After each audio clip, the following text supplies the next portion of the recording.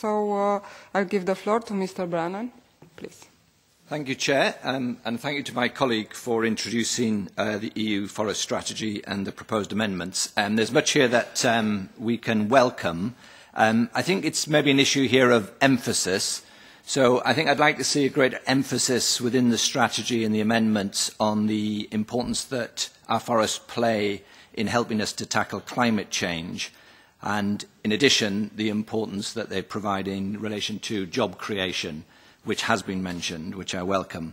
As it currently stands, Europe's forest cover sequestrates, that soaks up 10% of our carbon emissions, so an incredibly important role that it plays. And if we were able to increase our forest cover, maybe from around the current 40% to, say, 45%, and note that countries like Ireland intend to increase their forest cover from a current 10% to 18% by 2050. If we can increase our forest cover as the European Union, we will sequestrate more carbon, which is an important task that we face.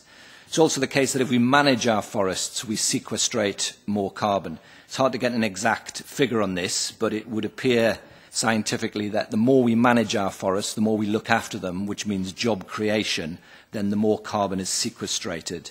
And carbon is also sequestrated as a result of things that we make out of wood. So we're sitting here at wooden desks, so this is sequestrating carbon into the future.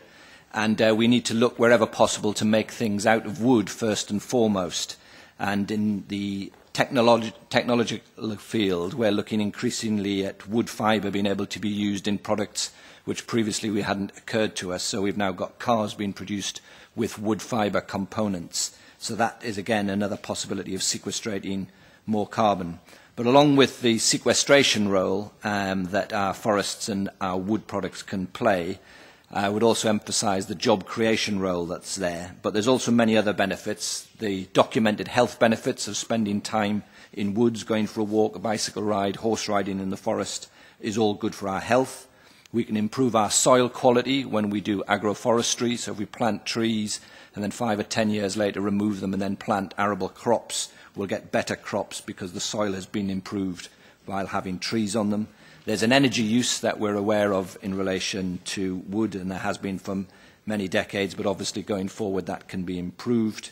And we also know that planting trees can help prevent flooding, which is a problem increasingly as a result of climate change throughout Europe.